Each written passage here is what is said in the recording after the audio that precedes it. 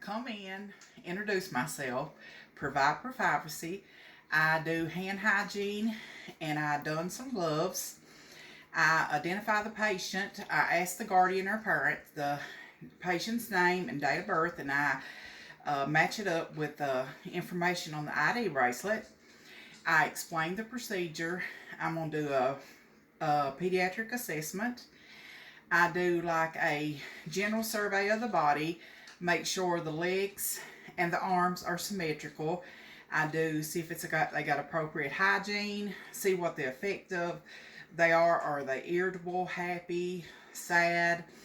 See if they make eye contact with me when I speak to them, which they do. Um, um, See what their level of consciousness is. Are they alert? Are they drowsy?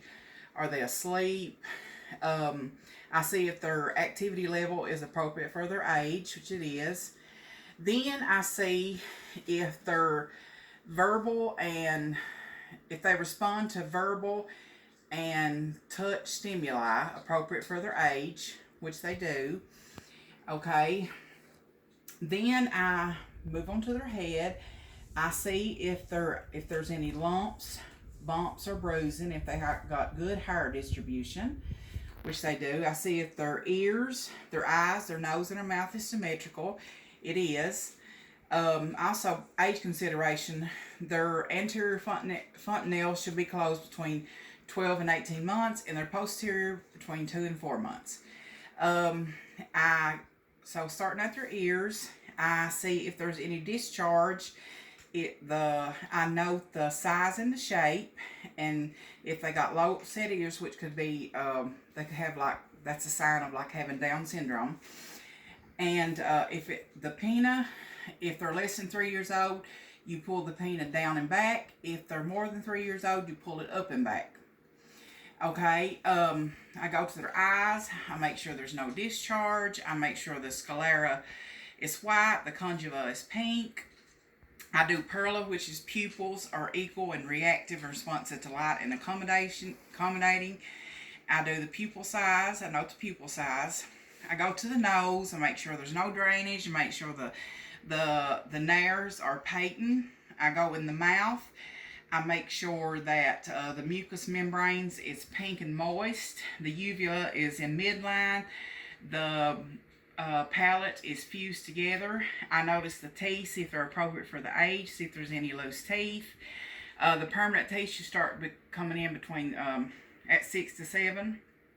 I go down to their lymph nodes. I see if there's any, there shouldn't be no edema, I feel for masses, nodules.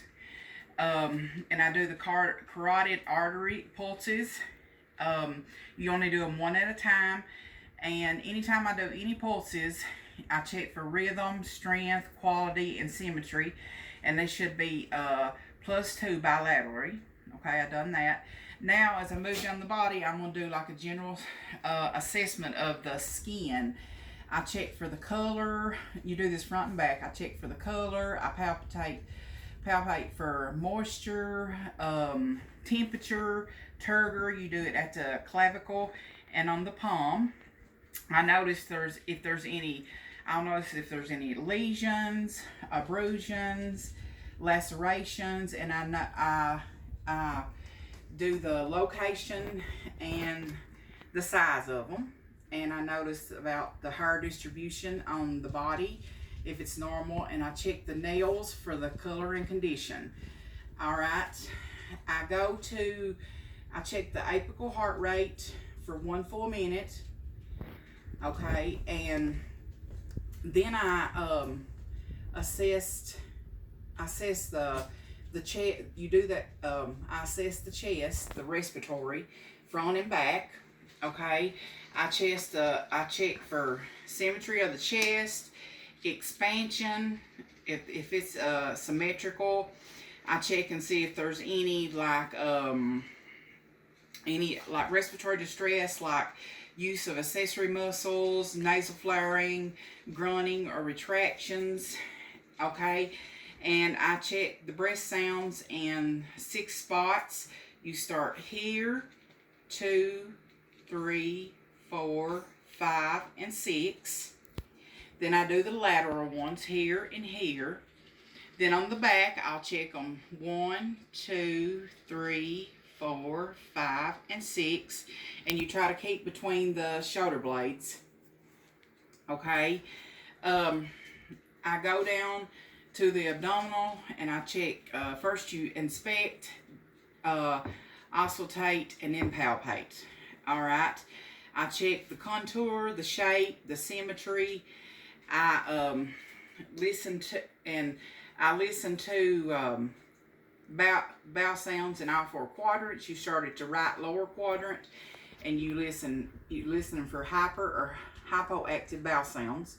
You go 1, 2, 3, and 4. You follow the how your intestines goes. Okay. Then I'll palpitate for any distension, any masses, bulges. And I shouldn't be able, you check for bladder distension, you shouldn't be able to palpitate your bladder. Okay, I'll ask them when their last bowel movement and void was, the date and the time, and I'll do COCA, which is color, odor, consistency, and amount. All right, also, I forgot, but with respiratory, if there's any cough and there's sputum, you do COCA too, which is color, odor, consistency, amount. And you ask them about that. All right. The next thing that I'll do is that I'll move down to the genitals.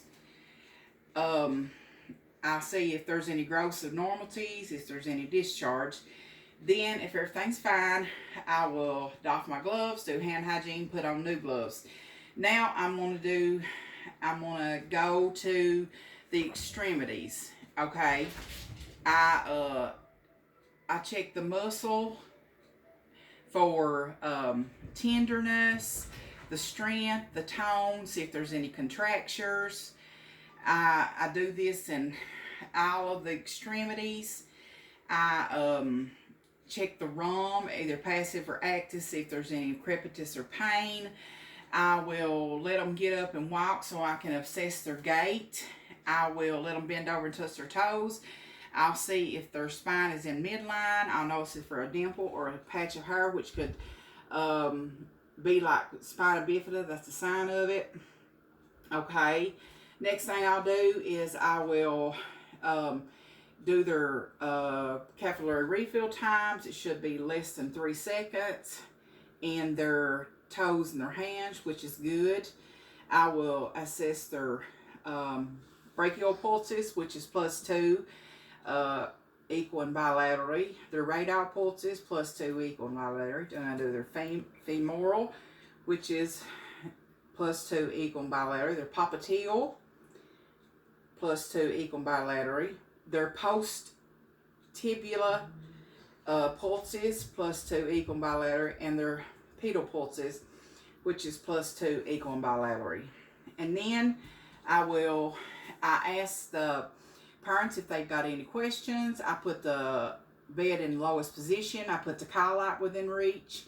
If they don't, and then I'll make sure they know how to use it. Then I will doff my gloves. I'll do hand hygiene, and I will go and record my findings.